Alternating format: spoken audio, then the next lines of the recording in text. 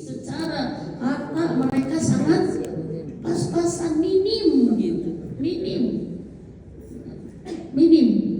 Jadi mereka punya hambatan sebenarnya, punya keterbatasan, betul tidak? Tidak ada ayah, kurang harta. Tapi ini menjadi kisah hebat untuk mereka, karena mereka bisa menunjukkan bahwa dalam keterbatasan pun mereka bisa menghasilkan sebuah karya yang istimewa.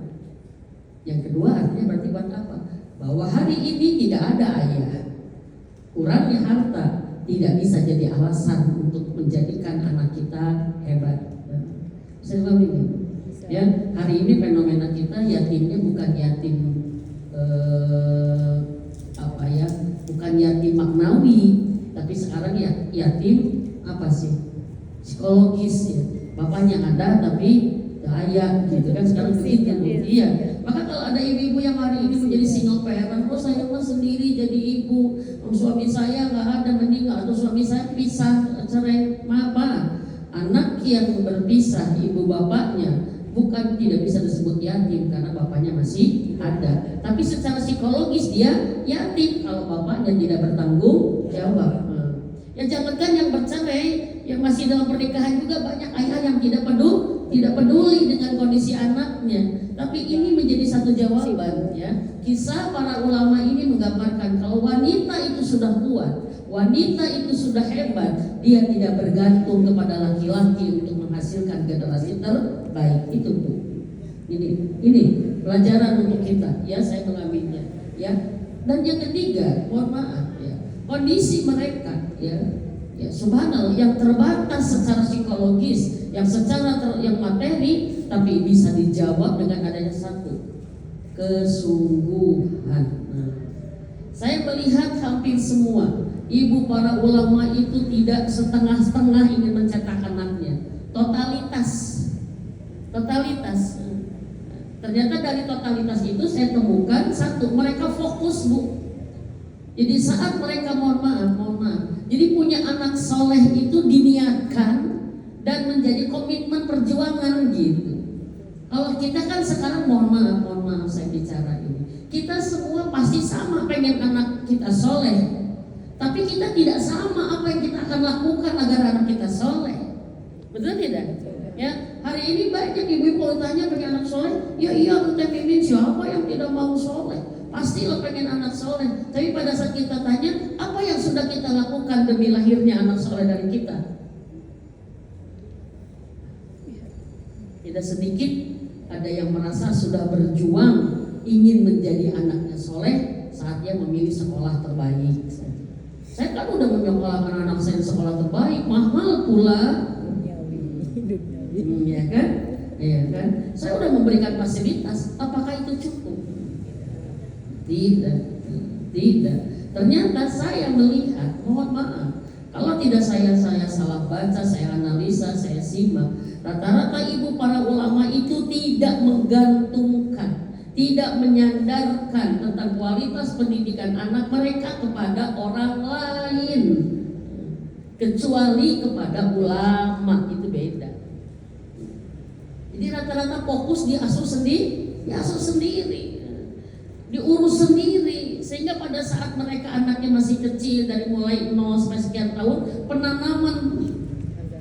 penanaman agama ya, satu kata-kata yang menjadi bukan doktrin tapi sebuah kata-kata yang menguatkan anak itu, seperti itu. Jadi saya melihat, oh iya, hari ini yang tidak ada dalam kebanyakan para ibu adalah satu komitmen. Kita hanya sekedar ingin, tapi kita tidak berusaha sekuat tenaga apa yang kita korbankan untuk keinginan itu terwujud. Apa yang sudah kita korbankan untuk anak kita supaya soleh? Ya, pengorbanan apa yang akan kita banggakan di hadapan Allah kelak? Seperti ibunda para imam itu, Imam Bukhari, Imam Malik, Imam Syafi'i, Imam Hambali, ya Ibnu Taimiyah, Allahu Akbar, ya, dan para imam-imam yang lain. Ternyata apa? Ibu-ibu mereka telah memiliki karya yang siap mereka sampaikan kelak di hadapan Allah. Apakah mereka beda dengan kita? Sama, mereka wanita. Mereka mereka sama punya perasaan, mereka sama punya keinginan, mereka sama ibu-ibu seperti kita, tapi bedanya mereka punya komitmen. Itu komitmen. Ya. Yang selanjutnya saya simpulkan dari para ulama adalah mereka pantang menyerah. Dengan keadaan halangan, ya, salah satunya adalah Ibunda Imam Hambali atau Ibunda Sofyan Ats-Tsauri. Mereka kan dalam keadaan, termasuk ibundanya Imam Syafi'i juga. Saat mereka terbatas ekonomi, ibunya Imam mengatakan, kamu nggak usah mikir, kamu belajar, ibu yang akan meminta. Jadi dia cari rezeki dengan meminta. Dan ternyata saya melihat, mohon maaf, begitu banyak para wanita yang punya peran besar dalam finansial, ya, dia bekerja dalam artian mama produktif, tapi satu saja catatan yang dari saya dapatkan, mereka tidak dengan cara meninggalkan anak. Ini kerennya. Stay mereka, stay. Karena ternyata Bu, hari ini ada survei, ya, berapa lama, berapa jam dalam waktu kita sehari kita bersama anak kita. Maaf, berbeda dengan yang boarding, berbeda dengan yang asrama, yang SMP misalkan, yang full day, ini yang asrama. Tapi saat anak kita bersama kita, ada kan berapa lama dan seberapa kualitas kita bersama mereka. Ternyata rata-rata jawabannya sangat-sangat memprihatinkan. Ya, jadi satu, para ulama itu diasuh total sama ibunya. Kalau kita, anak kita diasuh total sama HP-nya. Ini, oh kata bibi dulu gak ada HP, pantas ibunya Imam Syafi'i muda, anaknya kata siapa? Setiap masa pasti ada ujian-ujiannya, ada hambatan-hambatannya, ya. Tapi dari sebuah komitmen jelas mereka punya visi dan misi. Memiliki anak yang menjadi ulama bukan sekedar mimpi, bukan sekedar cita-cita, bukan hanya sekedar keinginan, juga bukan sekedar semangat, tapi sudah menjadi ladang perjuangan itu. Kalau sudah bicara perjuangan berarti ada pengorbanan, dan mereka pasang badan untuk pengorbanan itu. Ya. Saya mempelajari surat ibunya Ibnu Taimiyah kepada Ibnu Taimiyah, ya. Jadi dia mengatakan jangan pulang kalau kamu belum berhasil. Gitu Bu. Ibu lebih baik kamu tidak bersama ibu, tapi kamu jauh dengan ibu, tapi kamu bermanfaat untuk Allah, untuk Islam dan untuk kaum muslimin. Jadi di sini ada ketidakegoisan. Kalau kita kan, mohon maaf, pesantren aja belum banyak yang belum siap jauh dari anaknya.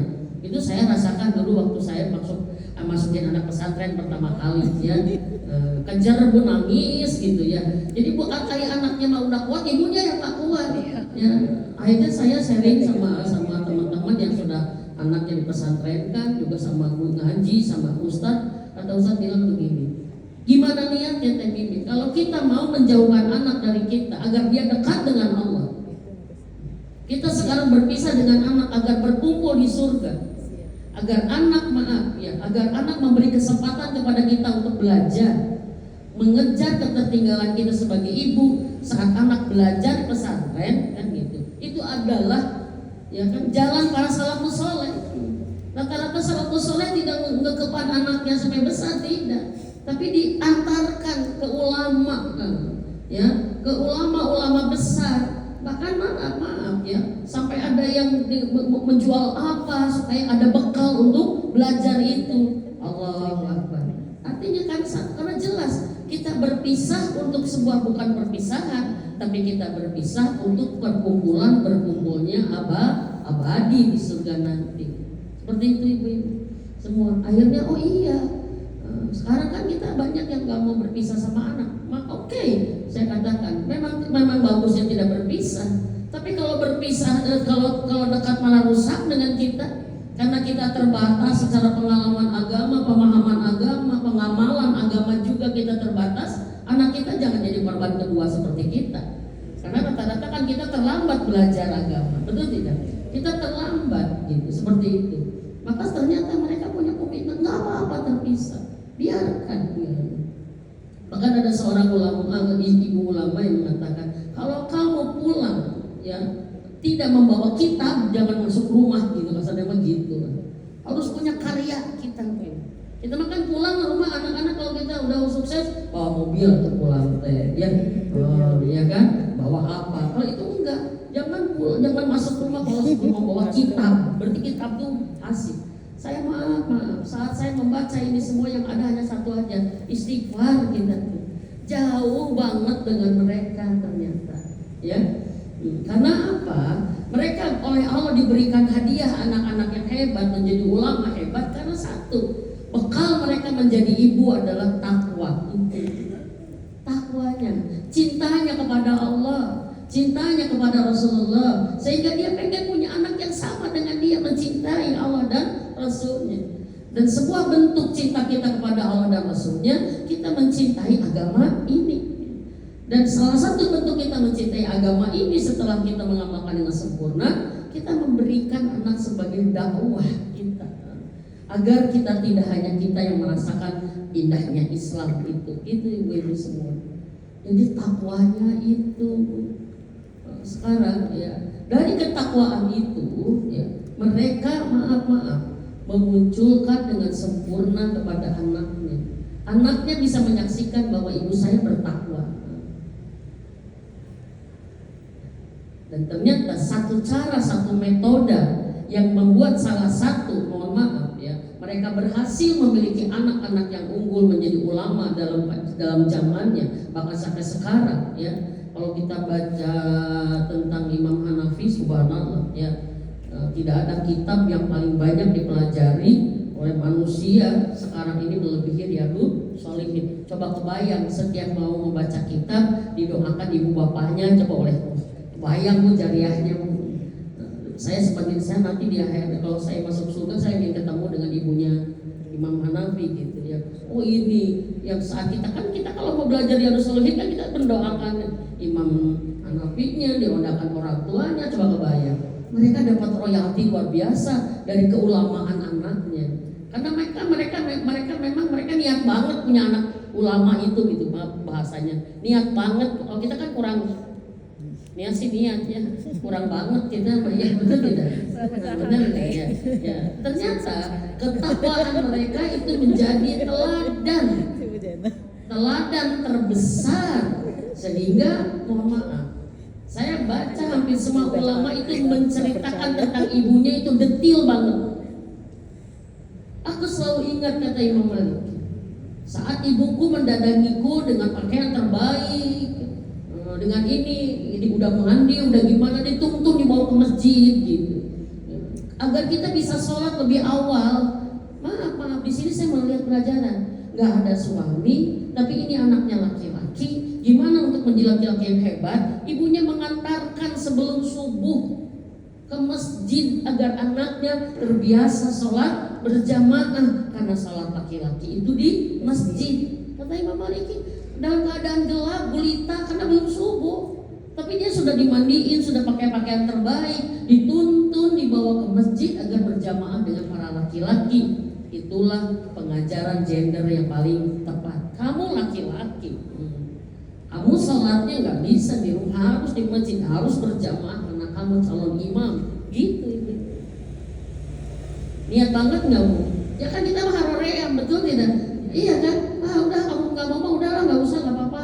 Udah masih kecil ini. Ternyata saya melihat satu lagi, ciri para ibu ulama itu tidak mengenal kata masih kecil. Justru semuanya mengenal kata dari kecil. Wah, itu kan beda dengan kita. Kalau kita kan nggak apa-apa tuh ayah masih kecil ini, nanti mah moal beureun, padahal nanti tambah parah gitu kan. Iya beureun kan gitu. Atau ayah masih kecil tuh karunya anaknya dipaksa salat, nanti juga atuh ibu kasihan atuh anaknya masih kecil, ini di keras deui nggak didikte kudu menghafal Quran di kecil kene, kita dipawat can ngapalkeun kan gitu ujungnya. Jadi kita ada sebuah apa ya, ada yang terbalik. Justru dari mereka punya prinsip dari kecil lah mulai ditanamkan prinsip-prinsip. Ya. Dan yang selanjutnya, ibu semua, saya katakan modal utama dari mereka adalah kecintaan kepada agama ini sebagai bentuk dari kecintaan mereka kepada Allah dan Rasulnya. Rata-rata mereka sudah menyampaikan ikrar, aku wakafkan kamu, gini diwakafkan. Anakku ini adalah titipan Allah dan aku wakafkan anakku menjadi milik agama ini. Jadi ada ikrar. Kalau Siti Maryam kan diwakafkan sama Imron, betul tidak? Untuk di Baitul Maqdis, ternyata anaknya perempuan tetap aja diwakafkan. Karena apa? Anakku harus menjadi bagian dari perjuangan orang tuanya. Nah, saya ingin lebih stressing kepada kita kekinian. Karena maaf, kalau kita bicara dulu ibunya ulama gini, mungkin kita nggak kebawa, ada itu mah dulu, ada itu mah iya, betul tidak? Padahal maaf ibu semua, ya. Kalau kita melihat, ya, kita cerita apapun tentang sirah, ya, dan tentang ibu para ulama itu pasti mereka mengadopsi sirah nabawiyah. Ya kan kesini kan. Itu maka tabiin yang ini pasti mereka mengadopsi sirah. Maka saat kita bicara, mohon maaf, sirah bukan hanya sejarah, tapi pijakan buat kita sekarang. Kisah masa lalu itu bukan masa lalu, tapi kisah yang harus kita wujudkan sekarang. Sebabnya, karena inti dari Rasulullah dari sirah adalah ittiba, teladan. Maka apa yang terjadi, kisah-kisah indah dari zaman Rasulullah, para sahabat salafus saleh, ya, sampai ke sini itu adalah apa? Bahan pijakan kita meneladaninya. Maka boleh hari ini kita sekarang, saya mau jadi ibunya siapa nih? Ya, mau jadi ibunya Muhammad Al-Fatih. Makanya sekarang banyak nama anak Al-Fatih. Ya, apakah saya mau jadi ibunya Salahuddin Al-Ayyubi? Apakah saya mau jadi ibunya seperti Umar bin Khattab? Begitu, ya kan? Seperti itu. Karena apa?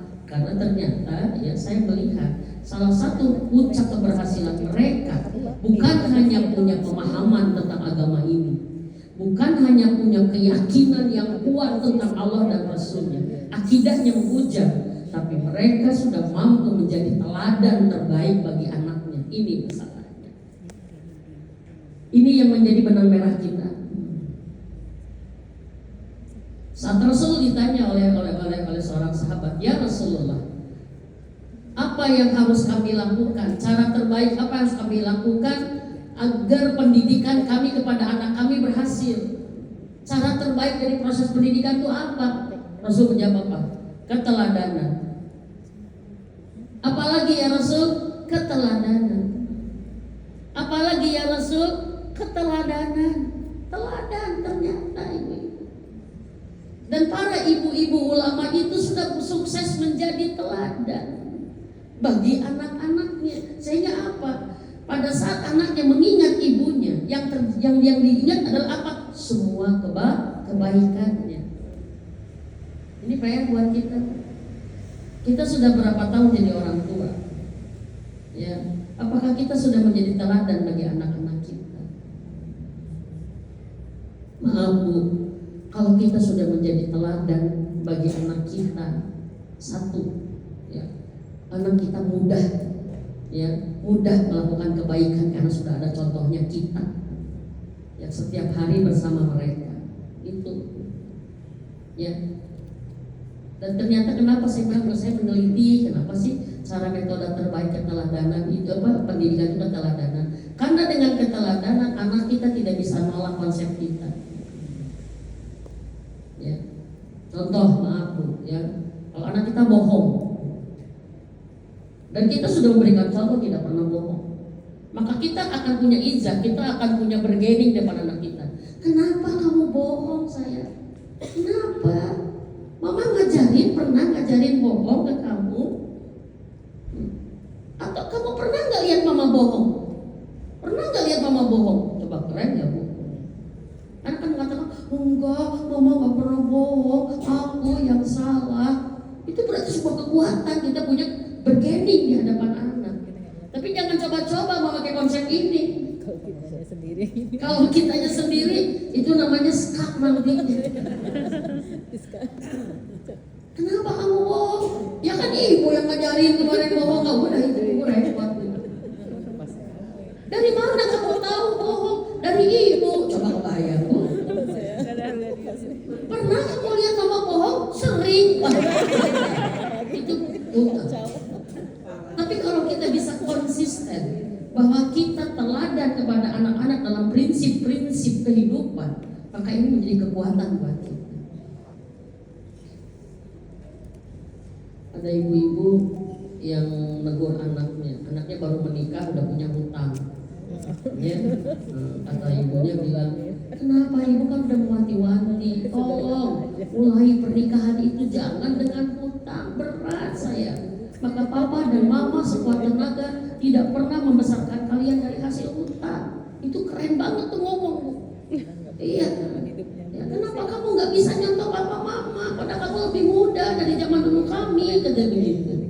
Anaknya langsung mengakui, memang aku nggak bisa seperti papa mama, aku salah. Aku tidak mengikuti teladan. Jadi kalau kita udah jadi teladan itu anak benar. Ya.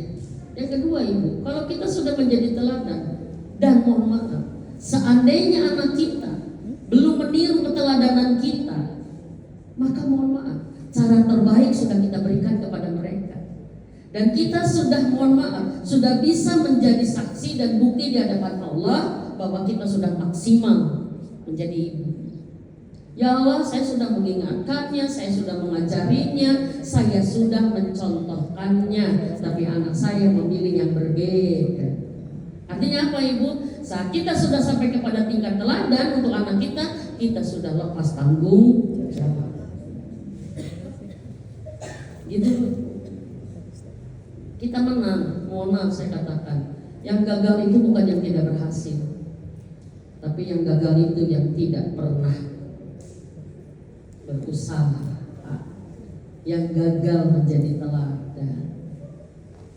Saya menyampaikan ini karena apa? Karena banyak hari ini ibu-ibu yang terpuruk saat melihat anaknya jauh banget dengan ekspektasi kesolehannya, dengan harapan dia sebagai ibu. Bukan hanya anak waktu ABG bu, hari ini banyak orang tua yang sakit hatinya saat anak sudah dewasa, sudah menikah. Ya belum Mimi kok saya gagal ya. Ibu tidak gagal kalau ibu sudah melakukan semua SOP cara menjadikan anak kita soleh. Anak kita aja yang belum mau soleh. Ibu tidak gagal. Yang gagal itu apa? Yang tidak pernah berusaha. Saya bilang katakan, ibu kita harus paham, tugas dari Allah bukan mewajibkan anak kita harus soleh di tangan kita, karena itu bukan wilayah kita. Tapi tugas dari Allah adalah kita melakukan hal-hal yang bisa menjadi jalan anak kita soleh. Tugas kita hanya menanam, saya bilang. Tugas kita hanya menanam. Pilih bibit yang bagus, cara terbaik, metode pemeliharaan terbaik. Mengenai tumbuh atau tidaknya, itu bukan wilayah kekuasaan kita. Karena ibu mohon maaf, kita sebagai manusia harus tahu wilayah kita itu tidak berdaya. Wilayah Allah itu maha kuasa terhadap segala sesuatu. Kita harus paham. Yang kita lakukan yang perintah Allah saja, mendidik, merawat, memperhatikan, memberikan hak-hak. Itu kalau ternyata berbeda, ya sudah. Saya bilang kalau ada kita yang berani mengatakan ibu itu kasihan gagal ya, anaknya kayak gini. Saya bilang kalau kita udah ngeliat ibunya baik, masa kita tega mengatakan dia gagal? Kalau maaf, keberhasilan seorang orang tua itu harus dilihat dari bagaimana kondisi anaknya. Itu nggak fair.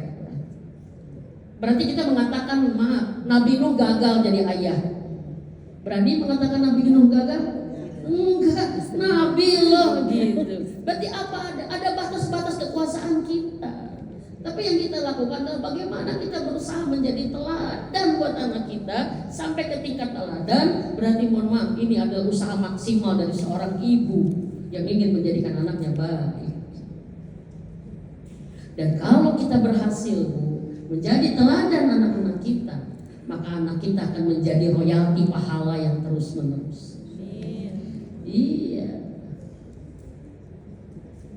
Aku gak bisa pulang kalau suamiku udah pulang karena ibuku ngewanti-wanti. Ibuku tuh dulu, aku ngeliat ibu selalu standby kalau ayah mau pulang, ibu siap melayani.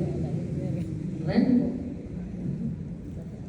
aku nggak bisa ngelawan ke suami karena ibuku begitu taat ke ayahku. Ayahku benar-benar dijaga perasaannya. Ibuku suaranya nggak lebih tinggi. Maka sekarang aku menjadi seperti ibuku. Itu keren, royalti yang keren. Kenapa nggak harus begitu? Dan ternyata, mohon maaf ya, para ibu ulama itu sudah menjadi teladan dalam semua aspek teladannya. Pertama adalah mereka sudah menjadi teladan dan kita sekarang harus menjadi teladan di dalam masalah akidah, prinsip kebenaran. Dan satu ternyata saya simpulkan, maaf, semua ulama itu lahir karena tidak disentuh harta haram. Itu ternyata sangat memperhatikan. Ibunya bukan hanya sekadar usaha, tapi pastikan karena aku ingin punya anak jadi ulama, anak soleh, maka harus lahir dari yang halal. Dalam prinsip. Dan mohon maaf saya berbagi. Anak saya 5. Paling besar alhamdulillah sudah berumah tangga, ya, sudah menikah 29 tahun, ya. Paling kecil 16 tahun. Ternyata saya dengan suami, dengan abah merasakan bahwa kesulitan mendidik itu justru pada saat anak kita sudah besar.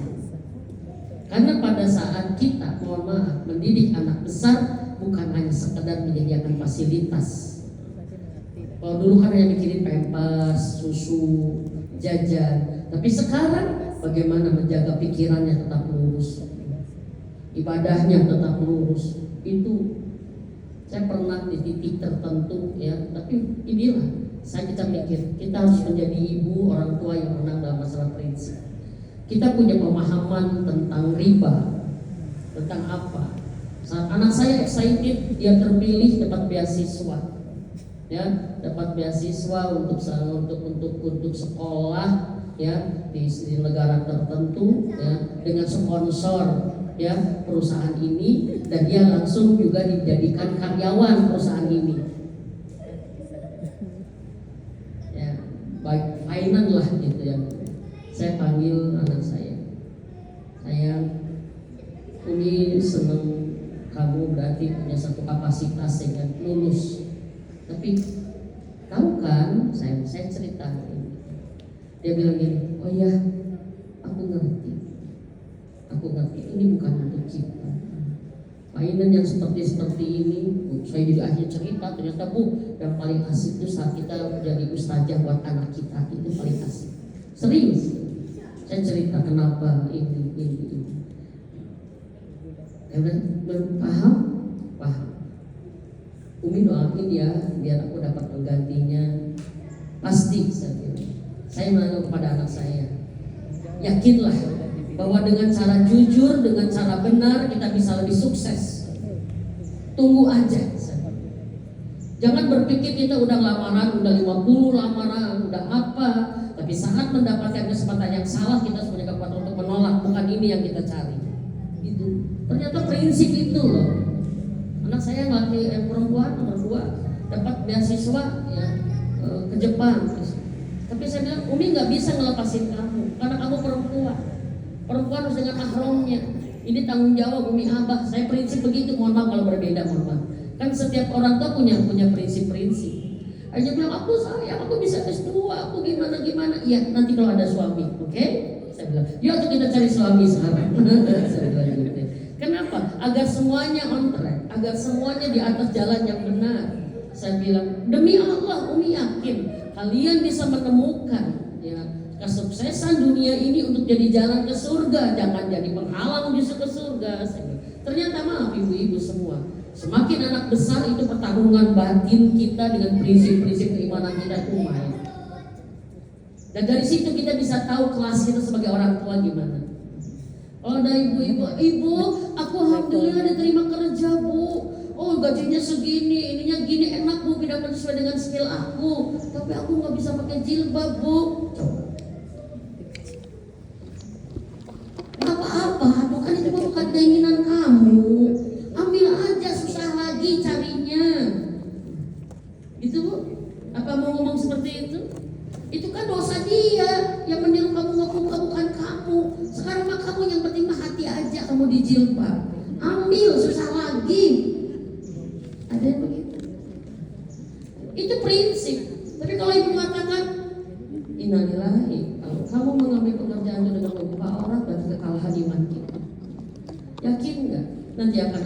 pekerjaan yang membuat kita lebih terhormat dengan jilbab kita. Gitu. Masalah harta, masalah kerjaan, masalah mohon maaf, ini prinsip. Jodoh misalkan, ibu ada laki-laki yang mau ke aku, kata ibunya mana. Aduh mama udah seret, tuh budak punya kasar pisan, bager, sopan, sok ngiring deh, wah itu beda. Suka bawa lagi, mama ini, ya tapi mama ya sholatnya masih belang-belang, kita mau gimana? Oh nggak bisa, ibu akan nyerahin kamu sebagai makmum. Kalau imamnya belang-belang, kamu akan jadi makmum yang belang. Gitu. Nggak akan ngomong begini kita. Nggak apa-apa, biarin nanti juga soleh datang sendiri. Nanti nuturkeun, makanya kamu yang soleh, nanti suami kamu nuturkeun. Itu paradigma yang sangat keliru. Yang nuturkeun teh bukan suami, tapi istri yang nuturin. Ini prinsip-prinsip. Maka teladanan yang pertama adalah keteladanan masalah akidah, bahwa dengan cara benar, dengan cara takwa, Allah akan mengabulkan semua apa yang kita butuhkan, walaupun jalannya mungkin berat, mungkin sulit. Gitu. Yang kedua, ibu, keteladanan dalam beribadah. Ternyata para ibu, para ulama itu terkenal kesolehannya. Ternyata mereka membesarkan anak itu dengan kekuatan sholatnya. Mereka membesarkan anak-anaknya dengan kekuatan saumnya. Allahu Akbar. Kekuatan amal solehnya, Bu. Maaf ibu, seandainya besok lusa kita meninggal, kita kan akan meninggal. Kira-kira apa yang paling akan dikenang dari kita oleh anak-anak kita? Satu, pastikan anak kita melihat, mengingat kita baik. Aku nggak pernah ngelihat ibuku kecuali sedang sholat. Aku nggak pernah menemukan ibuku kecuali asik dengan Quran. Aku nggak pernah ngelihat ibuku kecuali pamit ke ayah untuk pengajian. Aku ngelihat ibuku kecuali sibuk ngurus Jumat Barokah. Aku ngelihat ibuku selalu nengok ini, ngurus ini. Aku nggak pernah ngelihat ibuku kecuali beramal soleh.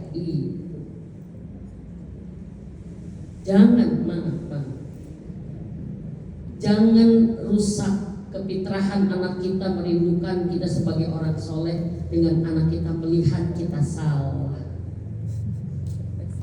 Saya sedih hari ini ya, banyak sekali yang tidak memperhatikan dampak resiko terbesar saat anak melihat kita salah adalah pembenaran kesalahan itu untuk selama hidupnya. Ibu lagi apa? Lagi main TikTok kan? Ibu lagi apa? Ibu lagi main game. Saya aneh ya. Sekarang saya melihat fenomena ibu-ibu keranjingan game luar biasa. Walaupun game masak-masak, tapi kan tidak menghasilkan masakan. Anteng gitu. Saya menganalisa. Jadi ada beberapa fenomena, mohon maaf, seiring pengajian luar biasa bunyinya, tapi masih meninggalkan PR-PR yang prinsip. Gitu. Banyak hari ini ibu-ibu pengajian bisa merokok di luar, di area publik. Ibu-ibu pengajian sekaligus ibu-ibu karaokean juga. Jadi sekarang kita PR nih kita. Maaf, mungkin kita untuk orang lain, tapi dengan jujur tanya oleh kita. Kalau anak kita melihat kita sedang seperti itu, kira-kira dampak ke anak kita apa? Apakah kita akan mengatakan nggak apa-apa, ibu juga dulu gitu kok? Nah, pastikan ibu-ibu, saat anak kita melihat kita, yang dilihat adalah amal soleh. Kita teladan dalam kebaikan. Yang ketiga, teladan dalam menjalankan peran. Oke, karena khusus ini saya keempat aja langsung. Teladan dalam karakter. Ternyata para ulama ibu-ibunya berkarakter. Karakter mereka adalah 3: solehah, qanitat, hafizah. Tiga-tiganya jalan. Siapa ibunya siapa saya lupa. Dia ditinggal sama suaminya masih muda 30 tahun, itu kan berarti lagi gimana nya, tapi itu fokus menghantarkan anaknya ya. Waktu anaknya dia mengajak Imam Bukhari kalau nggak salah, kan Imam Bukhari itu waktu bayi kan buta, waktu kecil kan buta. Kekuatan doa ibu bahwa anaknya minta disembuhkan matanya agar dia bisa membaca Quran dan mempelajari hadis dengan lebih luar biasa, ternyata menjadi jalan kabul. Maka satu ibu-ibu, kita punya kekuatan buat anak kita. Ingin sesoleh anak kita apa sekarang, selain menjadi keteladanan yang kita kedepankan adalah kekuatan doa yang harus dilangitkan. Kita punya doa yang tidak ditolak oleh Allah. Dan saya menjadi saksi, begitu banyak Allah merubah seorang anak karena doa ibunya. Ya, serius. Kita harus yakin kekuasaan Allah tanpa batas untuk menolong kita. Kekuasaan Allah tanpa batas untuk mengubah anak-anak kita. Maka jangan putus asa. Jangan ada ibu yang ngomong capek mama nggak doa teh. Capek. Jangan. Karena setiap doa walaupun belum dikabulkan sudah jelas jadi pahala. Dan doa merupakan bentuk keyakinan kita bahwa Allah pasti akan memberi. Saya ada cerita, Teh Bibi, gimana ya cara ngajarin anak saya berjilbab? Aduh, anak saya teteh, kalau jalan pasti pakai headset, pasti bari kutak-kitak gitu. Kalau ini pakai celana pendek, kalau di rumah, kalau keluar sih nggak berani. Tapi kan saya pengen dia jadi menutup aurat. Saya bilang ibu aja menutup aurat, ibu doakan sama Allah. Singkat cerita dia ngaruh lagi, Teh Bibi tolong atuh teteh, ini anak saya mau sekolah di Amerika. Atuh kumaha teteh, di dia geus kieu, mau di Amerika. Saya bilang ibu isi arah, ibu ngizinin anak atau tidak. Singkat cerita ternyata diizinkan, berangkatlah dia. Dia langsung mengatakan ya Allah. Saya bilang ibu punya Allah, ibu adukan kepada Allah. Cuma satu maaf ibu, kekuatan doa ibu jangan dilemahkan oleh perasaan negatif rasa ibu kepada anak itu bu. Maka jangan berdoa kecewa sama anak, doa marah itu bu. Jangan berdoa dengan marah, jangan berdoa dengan sakit hati. Ini mohon maaf, ketegaran ibu-ibu hari ini bisa ditandai dengan bagaimana ibu bisa menahan rasa. Jangan sampai anak kita mengganggu perasaan kita. Maka maaf sedikit keluar dari cerita tadi. Kita berhadapan dengan generasi Z. Generasi Z itu mohon maaf cenderung membangkang, melawan, menjawab dengan kata yang lebih panjang dan kurang sopan, tidak adab. Itu adalah sekarang ini. Maka kita para orang tua harus menurunkan level. Jangan lebay bu. Maaf. Kalau anak kita, mohon maaf kita lagi ngomong, anak kita gitu, udah ngomong aja. Kita jangan ngerasa gak sopan banget kamu, gak menghargai mama, jangan. Karena kalau sudah ada perasaan gitu, berarti kita sudah mengiyakan anak kita buruk, bisa dipakai. Saya mengajarkan gitu, jangan mudah sakit hati. Karena kalau kita sudah sakit hati oleh anak kita membiarkan Allah menghukum anak kita. Gak bisa, harus lebih kuat sekarang.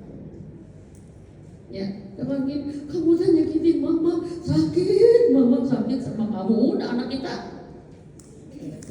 akan menjadi anak yang buruk. Apalagi ibu ngomong gini, awas kamu, lihat aja coba. Kalau gitu sama ibu, lihat coba, bang udah innalillahi. Ini jebol berarti kesabaran kita sebagai seorang ibu. Maka saya menuliskan dalam sebuah tulisan saya, yang paling berat bagi kita seorang ibu bukan hanya sakit saat melahirkan, tapi paling berat menahan air mata ini agar tidak tertetes oleh anak-anak kita, kecuali air mata bahagia. Yang kuat. Karena apa? Doa kita mandul bila kita rasanya negatif. Dan ibu ini berdoa, Teh Mimin, anak saya semester ini nggak pulang. Saya bilang, kenapa ibu? Nggak tahu dia nggak mau pulang. Aduh, teteh. Singkat cerita 3 semester dia baru pulang. Ini saya singkat cerita. Tapi ibu ini maaf, dia sholat doa anaknya, dia puasa lagi buka doa anaknya. Kita satu aja, anakku pulangkan yang soleh. Masih kurang, ibu, aku mau pulang semester ini karena aku sudah ini. Dia kemarin ikut senam pelatihan singkat apa. Dia bilang, alhamdulillah anak saya di bandara teh, saya udah kebayang mungkin anak saya datang teh lancung rambutnya, anu beureum hejo gitu ya. Saya udah gitu mikirnya, atau pakai celana bolong, anu gimana ya, ke Amerika lah gitulah. Saya bilang, mana anak saya teh, mana anak saya? Ternyata pada itu anak pakai abaya di jilbab, coba kebayang. Allah Akbar, mudah nggak? Susah bagi Allah nggak? Enggak mudah bagi Allah. Saya bilang kekuatan doa ibu bekerja karena ibu berdoa dengan cinta. Karena mungkin bu di Amerika dapat hidayah. Ya kalau dia sekolahnya di Mesir, di Madinah, pantaslah. Ini di Amerika. Tapi saya bilang kalau Allah sudah menghendaki memberi hidayah, nggak ada yang ini. Tapi saya yakin bagian yang membuat faktor terkuat adalah doa ibunya. Dia datang sopan, merangkul, maafin aku ibu, aku selama ini nyakitin ibu terus, aku gini, insya Allah aku pengen lebih baik lagi. Ternyata dia belajar Islam di sana, ketemu dengan komunitas di Islamic Centernya, dia belajar, dia mah hese teh. Karena apa? Allah sudah berkehendak. Maka langitkan doa kita, sebagaimana harapan terbaik kita untuk anak kita. Dan mudah-mudahan kita bukan ibu ahli dunia, tapi kita ingin anak-anak kita menjadi ahli surga. Bukan hanya sekedar dunianya. Anak-anak kita bukan anak-anak dunia, tapi anak-anak kita adalah anak-anak akhirat. Dan salah satu yang membuat suksesnya para ulama itu kekuatan doa ibunya. Karakter, kita punya karakter. Ayo ibu-ibu, barangkali mungkin itu yang bisa saya sampaikan ya. Untuk saya subuh ya, karena tadi jam 5 ya baru ini ya. Mudah-mudahan apa yang saya sampaikan bisa terpahami. Tapi intinya kita dan ibu para ulama sama adalah ibu. Benar nggak? Kita punya kesempatan yang sama, iya. Nah, kita punya hambatan juga, iya. Bisa jadi mereka lebih besar hambatannya. Tapi satu, mari kita miliki apa yang mereka miliki sampai Allah mengaruniakan keturunan yang soleh, ya, keturunan yang menjadi ulama. Amin. Ya.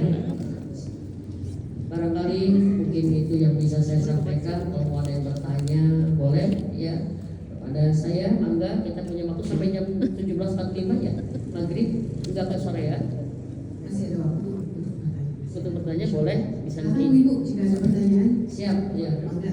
Satu.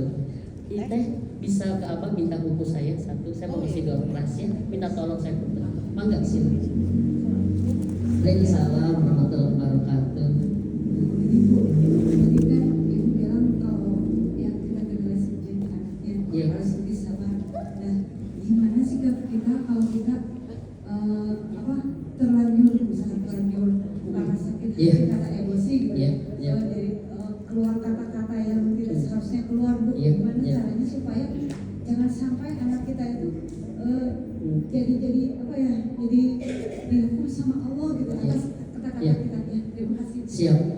Betul, kayaknya kita semua sama ya. Kita pernah jebol emosi kita pernah lost control, kita pernah mengeluarkan kata-kata yang tidak pantas seorang ibu ya. Tapi alhamdulillah saat kita menyadari itu salah, berarti kita mendapat hidayah. Itu intinya ya. Kita sadar bahwa anak kita jangan jadi korban kemarahan kita. Anak kita jangan jadi korban keburukan kata-kata kita ya. Satu saja ibu, tidak ada yang paling pantas kita lakukan kecuali taubat ya, bertobat kepada Allah ya, dengan tobat yang besar, bukan tobat biasa istighfar, tapi dengan syaidul istighfar. Allahumma anta rabbi la ilaha illa anta. Saat kita mengatakan aku akui aku sudah berbuat dosa, ya Allah sebutkan aku pernah ngomong buruk ke anak begini dan itu dosaku dan aku minta ampun. Satu itu ya. Yang kedua, benarnya tobat adalah diikuti dengan perubahan.